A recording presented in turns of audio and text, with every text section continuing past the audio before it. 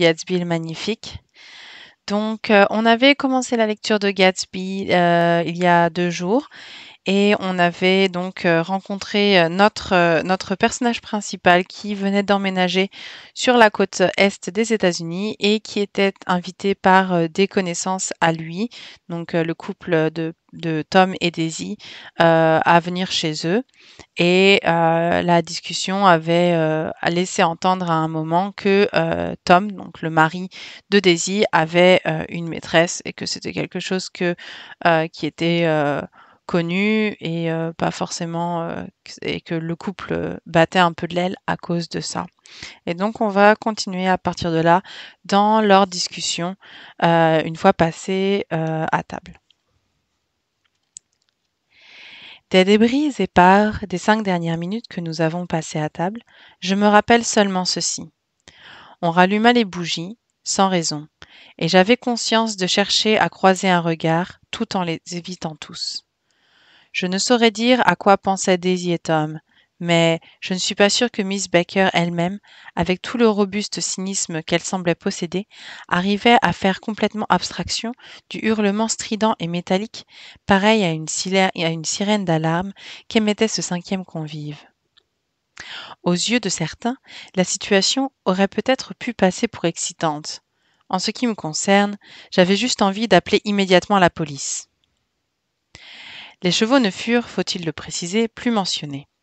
Tom et Miss Baker, distants d'1 ou 2 mètres crépusculaires, retournèrent sans se presser dans la bibliothèque, comme pour aller veiller un cadavre parfaitement réel, tandis que, cherchant à paraître agréablement intéressé et un peu sourd, je suivis Daisy à travers une enfilade de vérandas contiguës jusqu'au porche principal. Là, dans une complète obscurité, nous nous assîmes côte à côte sur un canapé d'osier. Daisy prit sa tête dans ses mains, comme pour en vérifier les contours adorables, et son regard se perdit peu à peu dans le crépuscule velouté. Je voyais bien qu'elle était en proie à des émotions violentes. Je lui posai donc des questions que j'estimais sédatives sur sa petite fille. « Nous ne nous connaissons pas très bien tous les deux, Nick, dit-elle soudain, bien que nous soyons cousins. Tu n'es pas venu à mon mariage. » J'étais encore mobilisée. « Ah oui, c'est vrai. » Elle hésita. Eh bien, j'ai vécu des moments très difficiles, Nick, et je suis devenue assez cynique dans tous les domaines. Elle avait pour cela des raisons évidentes. J'attendis, mais elle n'en dit pas plus, et, au bout d'un moment, je me remis, sans grande conviction, à parler de sa fille. Je suppose qu'elle parle et mange et tout ça. Oh oui, elle me regarda d'un air absent. Écoute, Nick, laisse-moi te raconter ce que j'ai dit quand elle est née. Tu veux bien? Certainement. Ça t'aidera à comprendre comment je ressens les choses. Eh bien, elle n'était pas née depuis 1 heure, et Tom était Dieu sait où. Je me suis réveillée de l'anesthésie avec un profond sentiment d'abandon, et j'ai aussitôt demandé à l'infirmière si c'était un garçon ou une fille. Elle m'a dit que c'était une fille, et alors je me suis détournée, et j'ai pleuré. C'est parfait, j'ai dit. Je suis contente que ce soit une fille, et j'espère qu'elle sera idiote. C'est ce qui peut arriver de mieux à une fille sur cette terre, être une ravissante petite idiote. Tu vois, je trouve tout atroce, de toute manière, poursuivit-elle d'un air convaincu. Tout le monde pense comme moi, les gens les plus évolués. Mais moi, je sais. J'ai été partout, j'ai tout vu, tout fait. Elle jeta les yeux de tous côtés, un peu comme Tom, puis eut un rire fiévreux et méprisant. Sophistiquée. Dieu que je suis sophistiquée. À l'instant où sa voix se brisa, cessant de réclamer mon attention, ma confiance, je sentis le manque profond de sincérité de tout ce qu'elle avait dit. Cela me mit mal à l'aise, comme si la soirée, dans son ensemble, n'avait été qu'une sorte de mise en scène, destinée à m'extorquer un tribut émotionnel. J'attendis, et, comme prévu, au bout d'un moment, elle me regarda, et un sourire parfaitement satisfait se dessina sur son adorable figure, comme si elle avait proclamé son appartenance à quelque société secrète très sélecte, qui les aurait admis comme membres, elle et Tom. À l'intérieur, la pièce illuminée avait viré au cramoisi. Tom et Miss Baker étaient assis chacun à un bout du grand canapé, et elle lui lisait le Saturday Evening Post à haute voix. Les mots, murmurés d'une voix monocorde, s'égrenèrent paisiblement. La lampe jetait sur les bottes de l'homme un éclat brillant, plus sourd sur les cheveux couleur feuille d'automne de la femme, et scintillait sur le papier chaque fois qu'elle tournait une page, faisant palpiter les muscles fuselés de ses bras. À notre arrivée, elle nous intima un instant le silence d'un geste de la main. La suite, dit-elle en jetant le magazine sur la table basse, au prochain numéro. Son corps reprit ses droits. Un prompt rétablissement des genoux, elle se mit debout. Il est 10 heures, fit-elle remarquer, comme si elle avait vu l'heure s'afficher au plafond. L'heure où les gentilles petites filles comme moi vont se coucher. Jordan dispute un tournoi de golf demain, expliqua Daisy, à Westchester. Ah, vous êtes Jordan Baker? Je compris alors pourquoi son visage m'était familier. J'avais souvent rencontré sa charmante moue de dédain, reproduite à la rotogravure et illustrant des articles sur l'actualité sportive d'Asheville, Hot Springs ou Palm Beach. J'avais aussi entendu des bruits qui circulaient à son sujet, une histoire délicate, déplaisante, mais laquelle? J'avais oublié depuis longtemps. Bonne nuit, dit-elle doucement.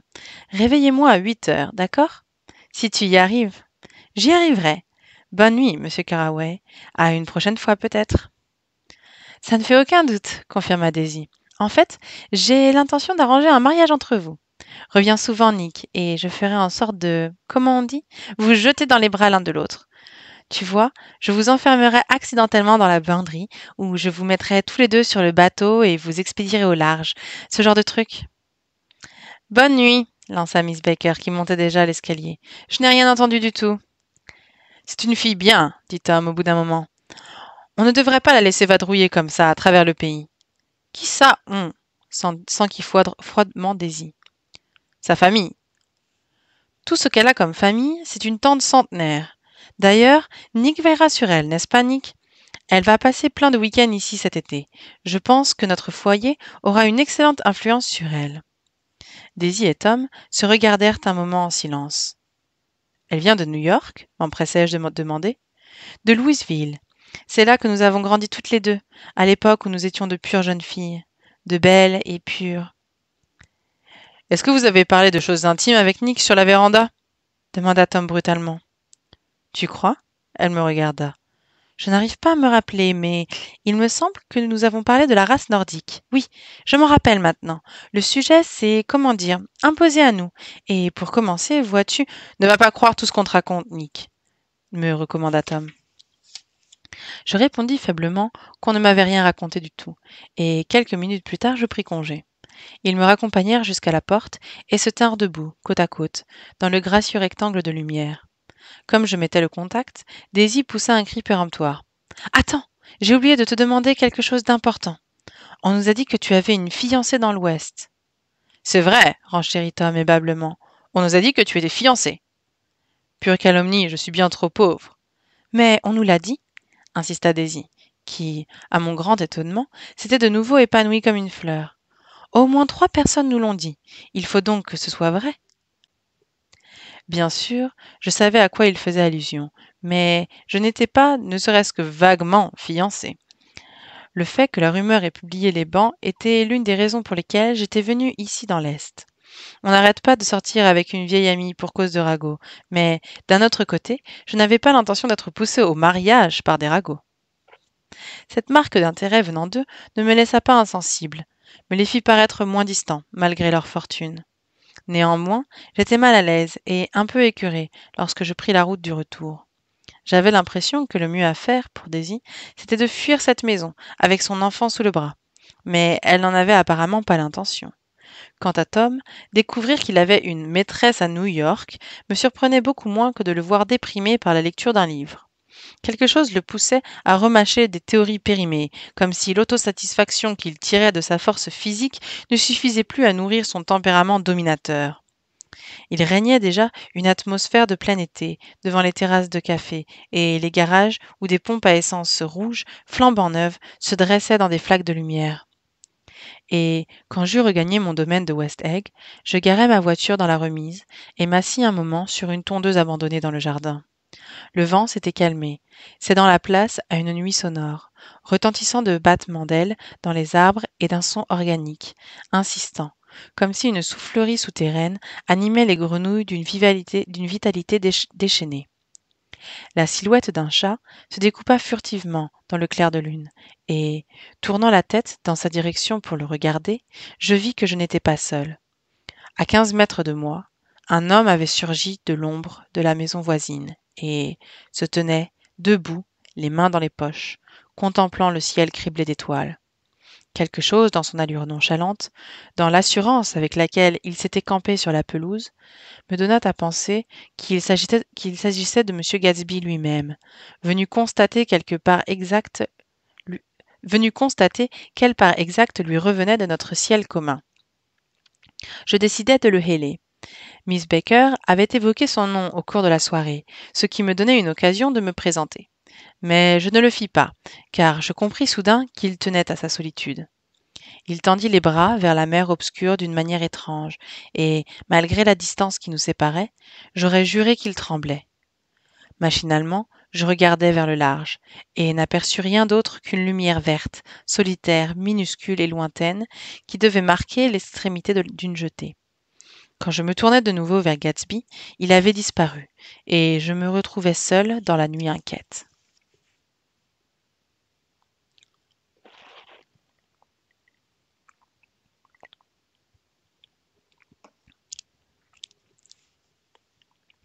Chapitre 2.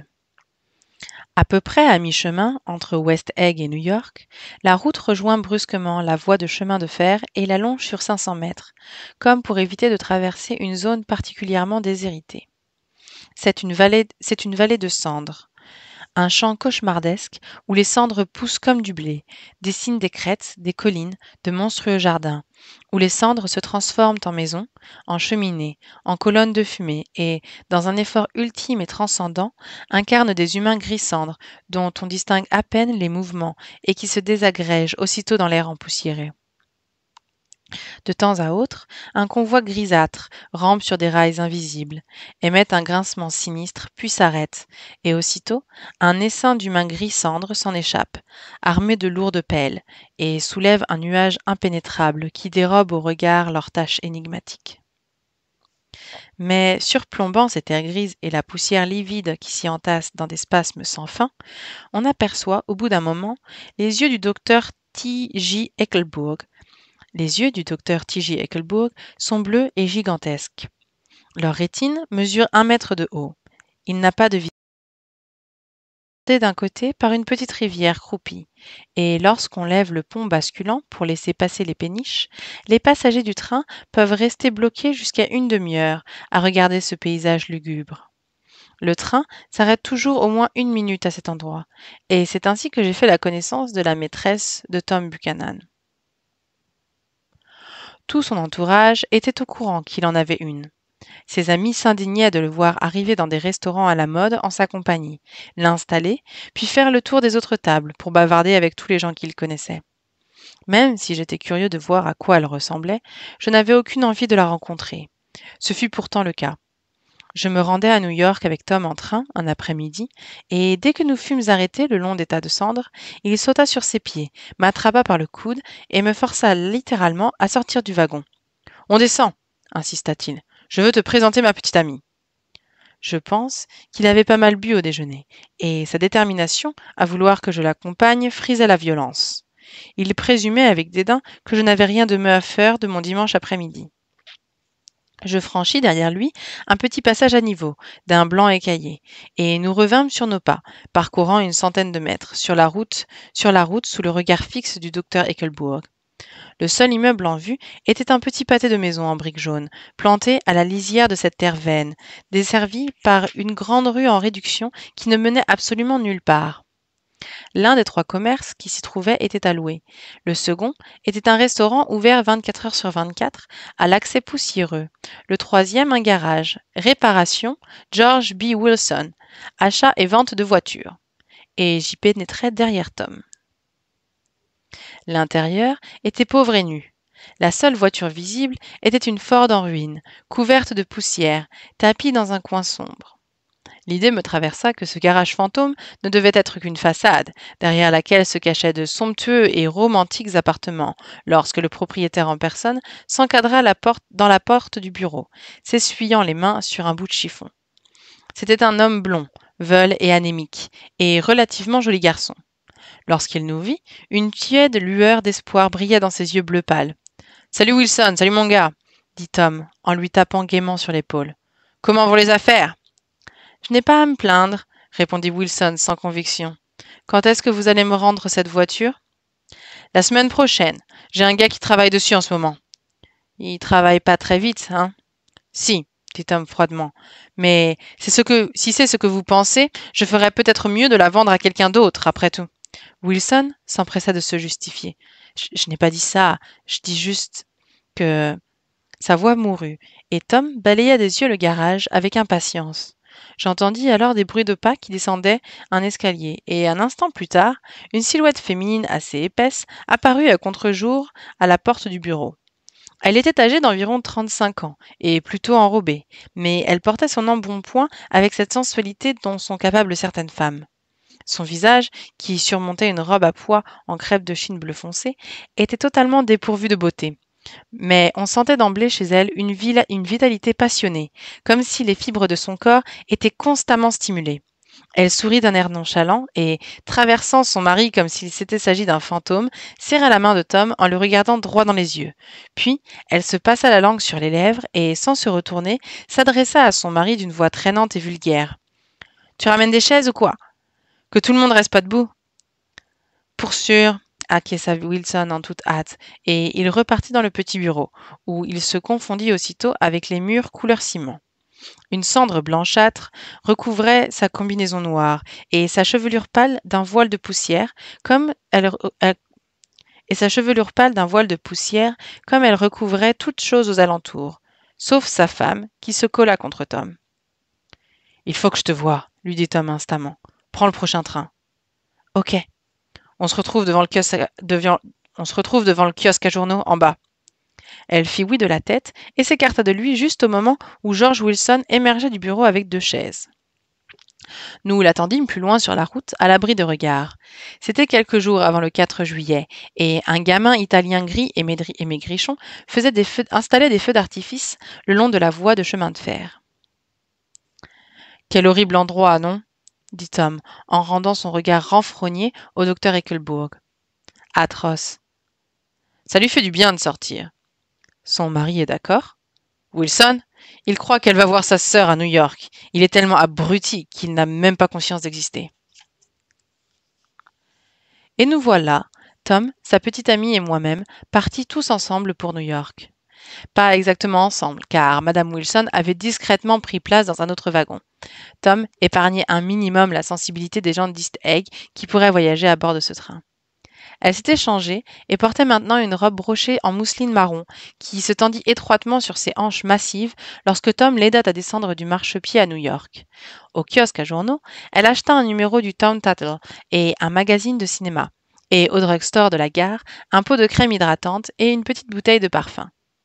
En haut, sur la voûte solennelle et sonore, elle dédaigna 4 taxis avant d'en sélectionner un tout neuf, couleur lavande, aux banquettes capitonnées de gris, qui se dégagea de la cohue pour rejoindre la rue inondée de soleil. Mais aussitôt, elle s'écarta brusquement de la portière, se pencha en avant et frappa à la vitre de séparation. « Je veux un chien comme ça, » dit-elle avec sérieux. « J'en veux un pour mettre à l'appartement. C'est sympa d'avoir un chien. » Le chauffeur recula et s'arrêta devant un vieillard grisonnant qui affichait une ressemblance absurde avec John Rockefeller. Dans un panier suspendu à son cou se recroquevillaient une douzaine de chiots, tout bébés de race indéterminée. « C'est quoi comme chien ?» lui demanda impatiemment Madame Wilson, comme il se penchait vers la portière du taxi. « Il y a un peu de tout. Qu'est-ce que vous cherchez, madame ?»« J'en aimerais bien un comme ceux qu'ils ont dans la police. Je suppose que vous en avez pas des comme ça. » L'homme jeta un regard dubitatif à l'intérieur du panier, y plongea la main et, l'attrapant par la peau du cou, en sortit un qui se débattait. « Ce n'est pas un chien policier, » dit Tom. « Non, c'est pas vraiment un chien policier, » dit l'homme, une nuance de désappointement dans la voix. « On dirait plutôt un Airedale. » Il caressa de la main le dos de l'animal, qui ressemblait à un gant de toilette marronasse. « Regardez-moi ce poil, ça c'est du poil.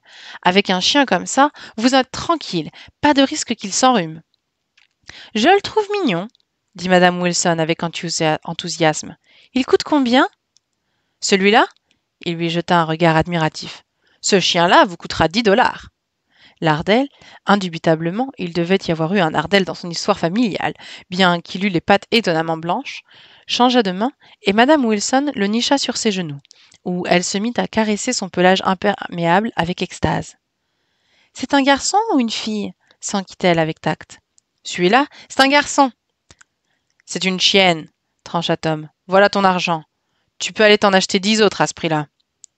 Nous prîmes la 5e avenue, chaude et calme, presque pastorale, en ce dimanche après-midi d'été. Je n'aurais pas été surpris de voir un troupeau de moutons blancs débouler au coin d'une rue. Arrêtez, dis-je, je dois vous quitter ici. Pas question, intervint Tom aussitôt. Myrtle sera désolée si tu ne viens pas avec nous à l'appartement. N'est-ce pas, Myrtle? Venez, insista-t-elle. Je vais téléphoner à ma sœur, Catherine. Il y a des gens qui disent qu'elle est très belle, des gens qui s'y connaissent. Écoutez, j'aimerais bien, mais... Nous continuâmes, coupant par le parc vers l'ouest, au-delà de la 100e rue. À la 158e, le taxi s'arrêta devant ce qui ressemblait à une mince ranche dans un grand gâteau blanc composé d'appartements meublés. Regardant autour d'elle, comme une souveraine rentrant d'exil, madame Wilson ramassa son chien et ses autres emplettes et pénétra dans l'immeuble avec arrogance. « Je vais dire au maquis de monter, » annonça-t-elle en entrant dans l'ascenseur. « Et bien sûr, je vais appeler ma sœur aussi. » L'appartement se trouvait au dernier étage. Il y avait un petit salon, une petite salle à manger, une petite chambre à coucher et une salle de bain.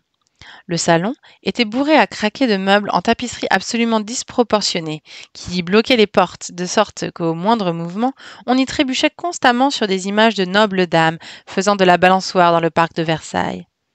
Au mur, il y avait juste une photographie démesurément agrandie qui représentait apparemment un coq juché sur un rocher aux contours indécis.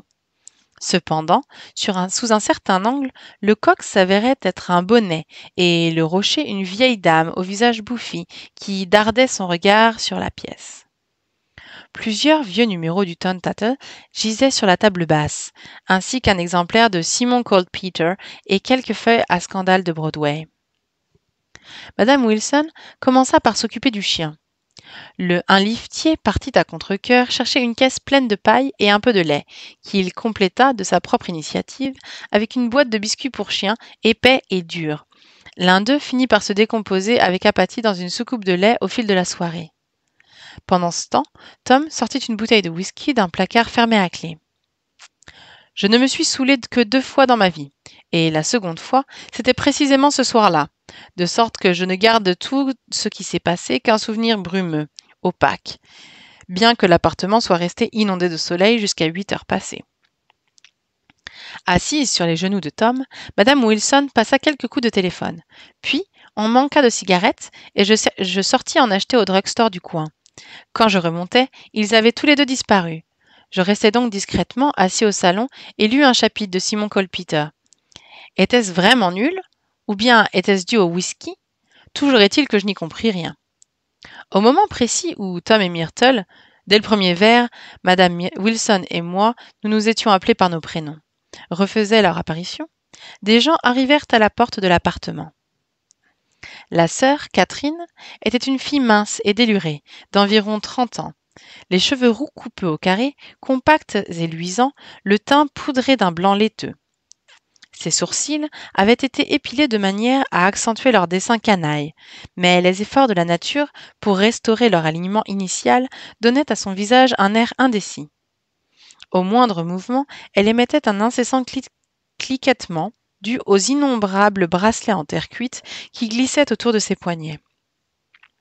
Elle était arrivée d'un pas pressé, comme si elle rentrait chez elle en jetant sur les meubles un regard de propriétaire, à tel point que je m'étais demandé si elle habitait là. Mais lorsque je l'interrogeai à ce sujet, elle fut prise d'un fou rire, répéta ma question à la cantonade et me répondit qu'elle vivait à l'hôtel avec une amie. Monsieur Mackey était un homme pâle et efféminé qui occupait l'appartement du dessous. Il venait sans doute de se raser, il restait un peu de mousse blanc sur sa joue, et il salua le plus respectueusement du monde tous ceux qui se trouvaient dans la pièce.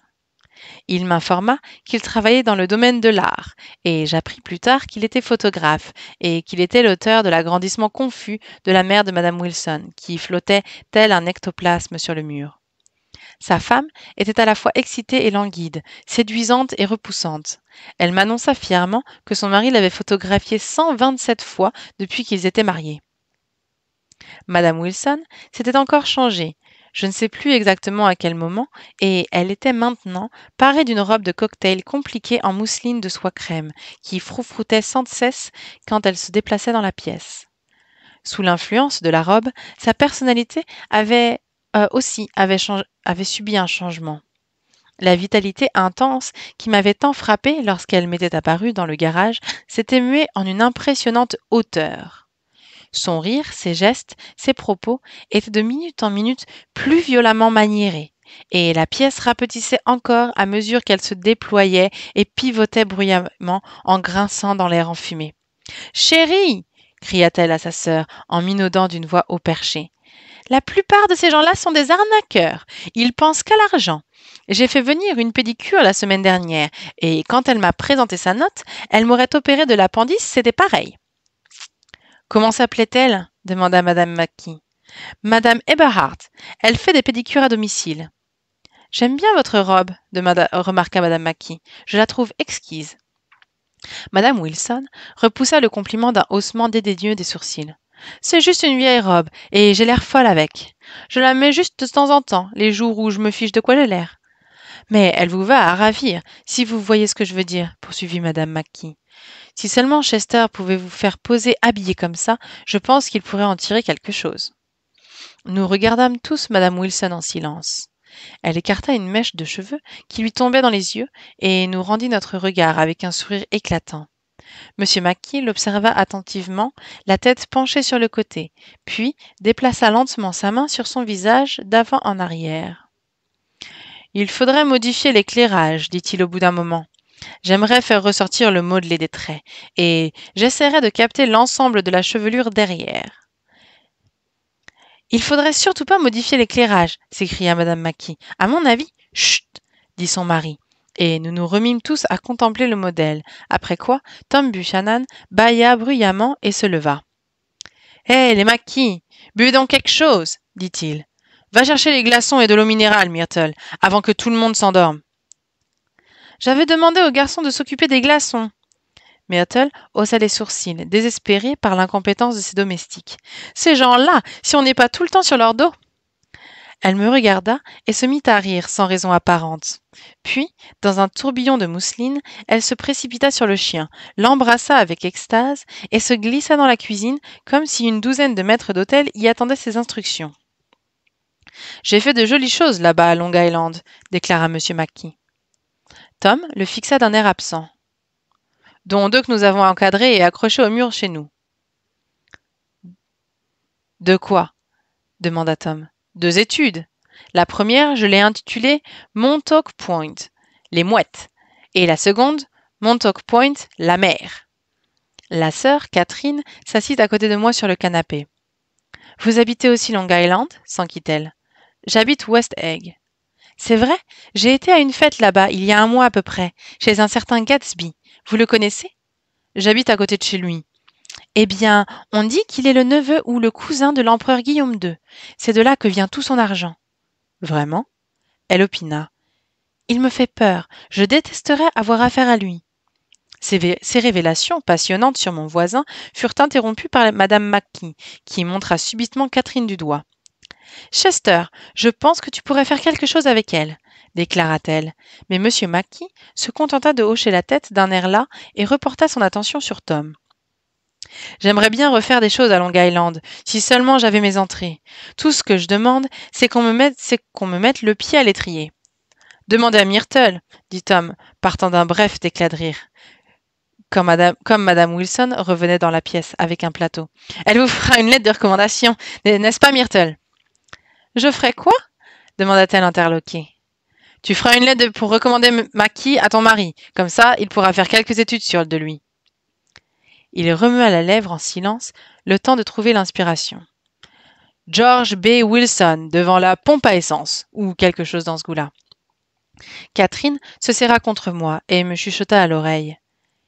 Ils en ont tous les deux marre de leurs conjoints respectifs. Ah bon? Marre. Elle regarda successivement Myrtle, puis Tom. Moi, ce que j'en dis, c'est pourquoi rester mariés s'ils en ont marre? Ils devraient divorcer et se remarier ensemble juste après. C'est ce que je ferais à leur place. Elle n'aime plus Wilson non plus? Ma question provoqua une réponse à laquelle je ne m'attendais pas. Elle vint de Myrtle, qui avait surpris notre conversation, et la formula dans des termes violents et obscènes. Vous voyez bien, s'écria triomphalement Catherine. Elle baissa de nouveau la voix.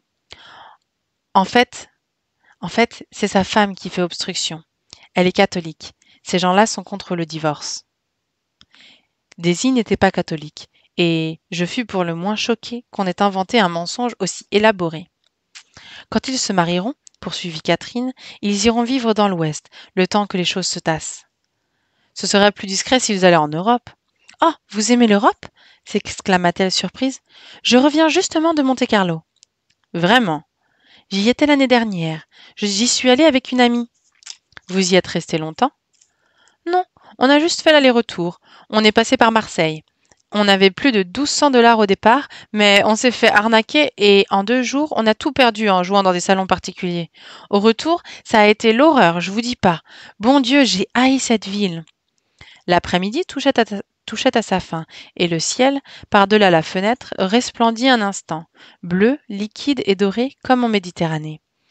Puis la voix stridente de Madame Mackie me rappela à la réalité dans ce salon. Moi aussi, j'ai commis une erreur, déclara-t-elle vigoureusement. J'ai failli me marier avec un petit morveux qui me courait après depuis des années. Je savais bien qu'il ne m'arrivait pas à la cheville. Tout le monde passait son temps à me le dire. Lucille, ce type t'arrive pas à la cheville. Mais si j'avais pas rencontré Chester, il m'aurait eu, c'est sûr. Ok, mais écoutez, dit Myrtle Wilson en hochant la tête. En fin de compte, vous l'avez pas épousé? Bah oui, ça je sais. Eh bien moi si, dit Myrtle d'un air ambigu, et c'est toute la différence entre votre histoire et la mienne. Pourquoi l'as-tu épousé, Myrtle? Demanda Catherine. Personne t'obligeait.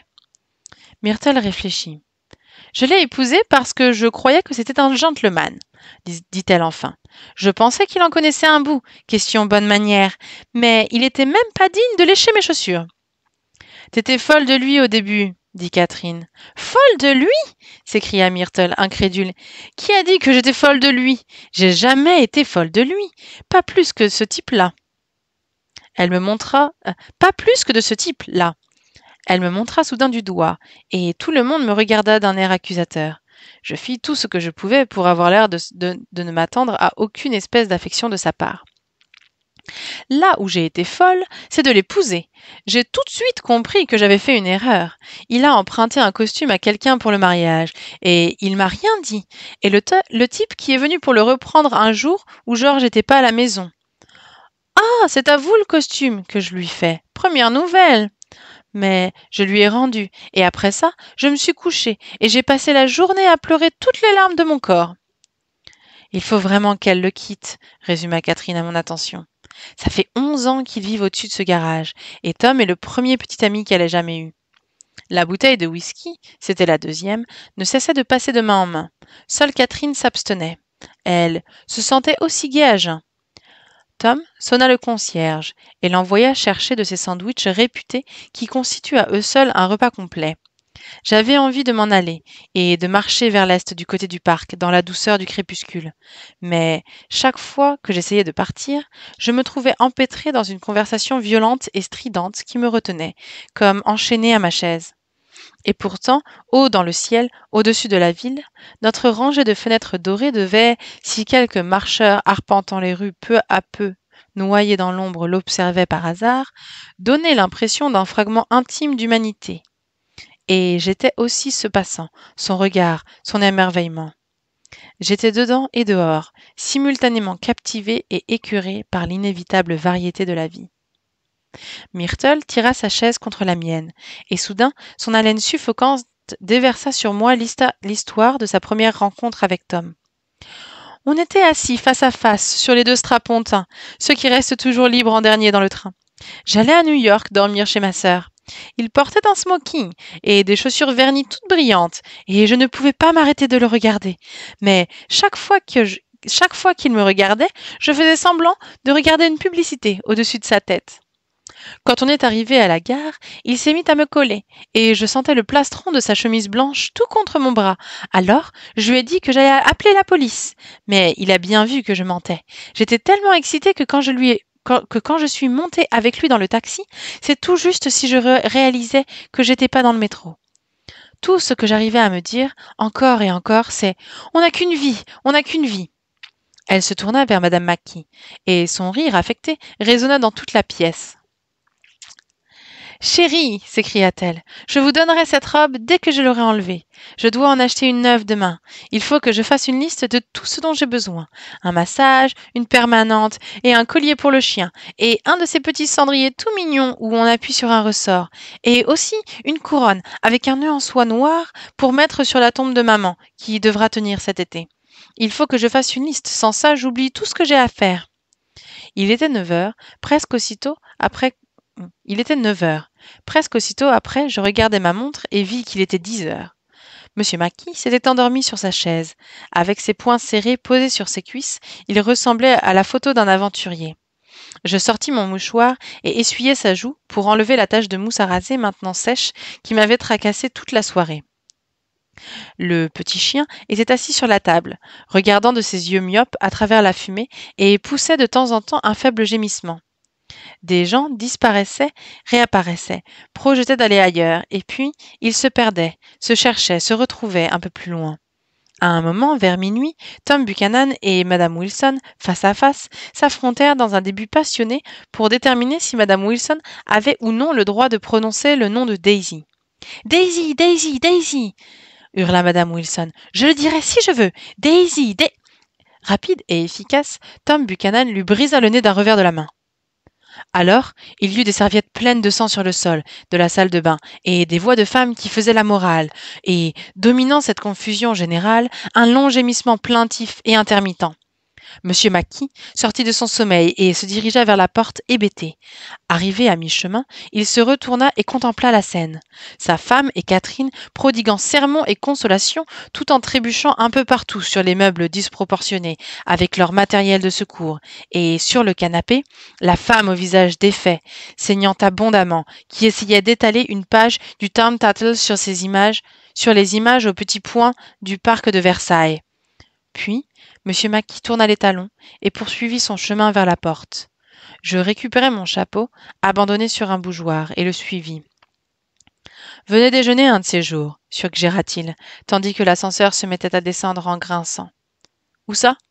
N'importe où. »« Ne mettez pas vos mains sur le levier, aboya le liftier. »« Oh, je vous demande pardon, dit M. Mackie avec dignité.